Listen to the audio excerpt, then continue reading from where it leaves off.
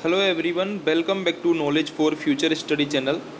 राजस्थान का प्राकृतिक एवं भौतिक स्वरूप, इस टॉपिक के इम्पोर्टेंट क्वेश्चन डिस्कस करेंगे जो कि प्रीवियस ईयर परीक्षाओं में आए हुए हैं। अगर आप चैनल पर नए हो तो चैनल को सब्सक्राइब जरूर कर दें। पहला क्वेश्चन है, राजस्थान में किस भौतिक क्षेत्र में मुकुंदरा की पहाड़ियाँ स्थित हैं? करेक्ट आंसर हो जाएगा यहाँ पर हाड़ौती के पठार में मुकुंदरा की पहाड़ियाँ स्थित हैं। कोटा झालावाड़ स्थित मुकुंदरा की पहाड़ियों को बाघ संरक्षण क्षेत्र घोषित कर राज्य का तीसरा राष्ट्रीय उद्यान और टाइगर रिजर्व घोषित किया गया है। और चौथा टाइगर रिजर्व कौन सा घोषित किया गया है हाल ही में? वो है रामगढ़ विषधारी अभ्यारण्य बूंदी। वो भी आपको याद रखना है। राजस्थान का चौथा है और देश का कौन सा है? देश का बामनबा टाइगर रिजर्व है वो भी आपको याद रखना है। तो मुकुंदरा की पहाड़ियाँ कहाँ पर हो गई? मुकुंदरा की पहाड़ियाँ कोटा और झालावाड़ में हो गई। कोटा में मेनली ये स्थित हैं। सिरोही क्षेत्र की पहाड़ियों को स्थानीय भाषा में क्या कहा जाता है? तो सिरोही क्षेत्र की पहाड़ियों को भाकर कहा जाता है। अरावली की जो तीव्र ढाल वाली ऊबड़ खाबड़ पहाड़ियाँ होती हैं उनको स्थानीय भाषा में क्या कहते हैं? उनको स्थानीय भाषा में भाकर कहते हैं। तो भाकर किसे कहते हैं? तीव्र ढाल वाली ऊबड़ खाबड़ जो पहाड़ियाँ होती हैं उनको। अगला क्वेश्चन है, बांसवाड़ा व डूंगरपुर के मध्य के भूभाग को किस नाम से जाना जाता है? इंपॉर्टेंट क्वेश्चन है। ऑप्शंस है कांठल, भाकर, गिरवा और मेवल।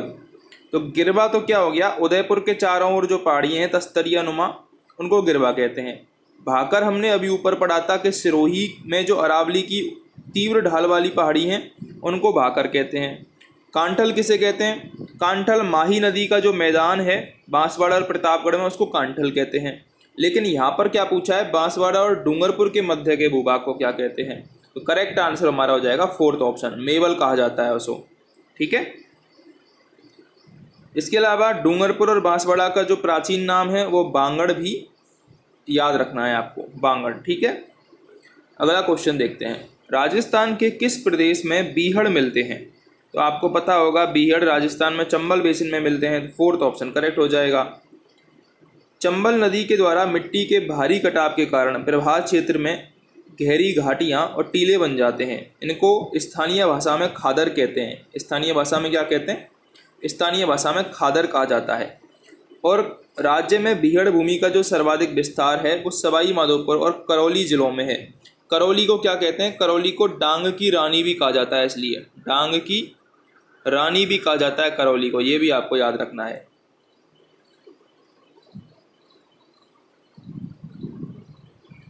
अगला क्वेश्चन देखते हैं। अगला क्वेश्चन है, निम्नलिखित में से कौन सा एक कारण राजस्थान में मरुस्थलीकरण का नहीं है? ऑप्शंस हैं अतिचारण, वनोन्मूलन, शहरीकरण, अनुचित मृदा एवं जल प्रबंधन। करेक्ट आंसर हो जाएगा यहाँ पर शहरीकरण। शहरीकरण मरुस्थलीकरण का कारण नहीं है। अतिचारण है, वनोन्मूलन है, अनुचित मृदा और जल प्रबंधन है। ठीक है। तो तीनों ऑप्शन करेक्ट हैं। शहरीकरण भी है लेकिन कम मात्रा में है। अंतःप्रवाह क्षेत्र राजस्थान के जिस भाग में है वह कौन सा क्षेत्र है? तो अंतःप्रवाह क्षेत्र ज़्यादातर उत्तरी पूर्वी भाग में है। उत्तरी पूर्वी भाग में अंतःप्रवाह क्षेत्र है। अरावली श्रेणी जो है, अरावली पर्वतमाला है, उसके दक्षिण पूर्व में उपजाऊ मैदान है। आपको पता होगा दक्षिण पूर्व में हाड़ौती के पठार में काली मिट्टी है, वहाँ पर कपास बहुतायत में होती है। दूसरी तरफ शेखावटी क्षेत्र स्थित है। शेखावटी का जो भूभाग है वो ऊबड़ खाबड़ है, बालू के टीलों द्वारा निर्मित है। वहाँ पर चूरू, सीकर, झुंझुनू जिलों में अंतःप्रवाही नदियाँ बहती हैं, जैसे कि कांतली एक प्रमुख नाम आता है, वो कि खंडेला पहाड़ियों से निकलती है, सीकर से। राजस्थान के जिस जिले में 21 जून को सूर्य की सीधी किरणें पड़ती है वह कौन सा है? तो वो है बांसवाड़ा। बांसवाड़ा में सूर्य की सीधी किरणें पड़ती हैं, कर्क रेखा यहाँ से गुजरती है बांसवाड़ा से। सर्वाधिक वर्षा वाला दूसरा जिला बांसवाड़ा है और पहला जिला झालावाड़ है। और बांसवाड़ा में सूर्य की सबसे सीधी किरणें पड़ती हैं, ये आपको याद रखना है। राजस्थान के जिस जिले में सूर्य किरणों का तिरछापन सर्वाधिक होता है वह जिला कौन सा है? तो सूर्य किरणों का तिरछापन सर्वाधिक श्रीगंगानगर में होता है। थर्ड ऑप्शन करेक्ट हो जाएगा। जिस जिले की दूरी अधिक होगी कर्क रेखा से वहां पर किरणें सर्वाधिक तिरछी पड़ेंगी। तो कर्क रेखा बांसवाड़ा से गुजरती है और सर्वाधिक दूरी गंगानगर से है, तो वहां पर सर्वाधिक तिरछी किरणें होंगी। लाठी श्रृंखला क्या है? तो लाठी श्रृंखला एक भूगर्भीय जलपट्टी है। थर्ड ऑप्शन यहाँ पर करेक्ट हो जाएगा। जैसलमेर से पोखरण में मोहनगढ़ तक पाकिस्तानी सीमा के सहारे सारे एक भूगर्भीय जल की चौड़ी पट्टी है जिसे लाठी सीरी क्षेत्र कहते हैं। यहाँ पर घास मिलती है, सेवड़ घास, जो कि पशुओं के लिए बहुत लाभदायक है। तो क्वेश्चन आता है कि जैसलमेर से पोखरण में मोहनगढ़ तक लाठी सीरी क्षेत्र फैला हुआ है पाकिस्तानी सीमा के पैरेलल।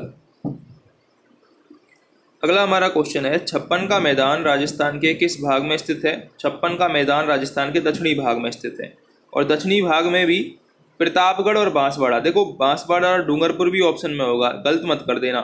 बांसवाड़ा और प्रतापगढ़ के बीच में है छप्पन का मैदान, ठीक है। 56 गांवों का समूह है ये, माही नदी के किनारे हैं ये 56 गांव, इनको छप्पन का मैदान भी कहा जाता है, ठीक है।